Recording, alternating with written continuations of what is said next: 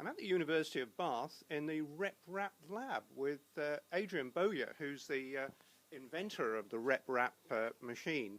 Show me one, Adrian, and then tell me what it does. Okay, I will. It's on my right here.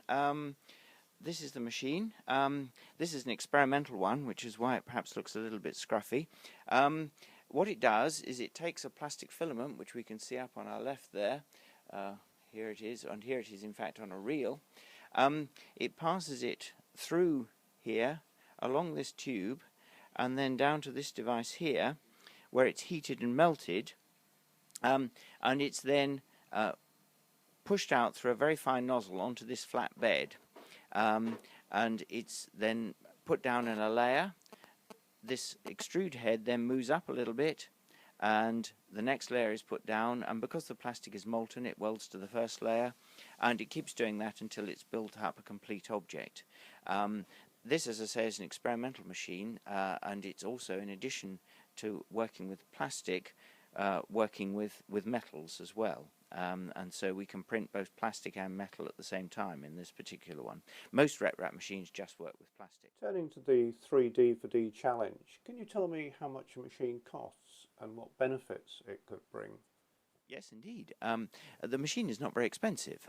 It costs £200 or £300 to put one together, and that's obviously affordable to a single individual in the developed world, but a small community in the developing world would also be able to afford such a machine.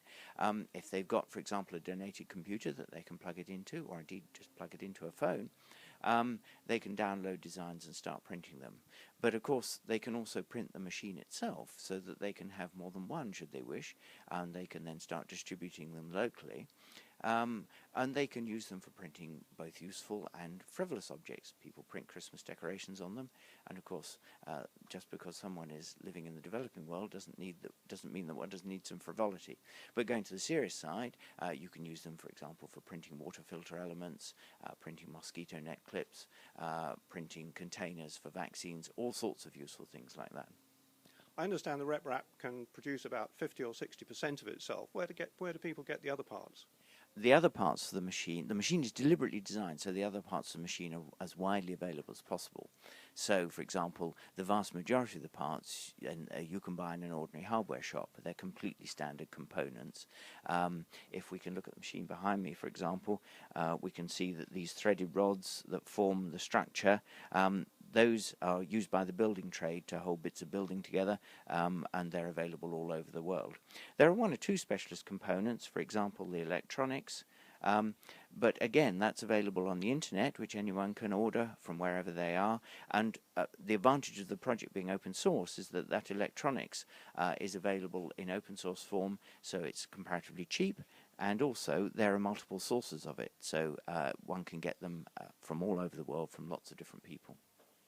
And why did you make it an open source project?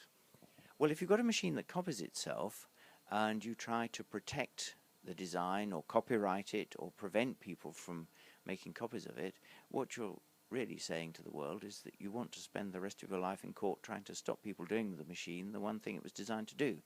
I've got better things to do with my time. The only alternative was to make it open source, and also when it's open source, given that it copies itself, that maximizes the chances of it reproducing, so it increases, in biological terms, it increases its Darwinian fitness.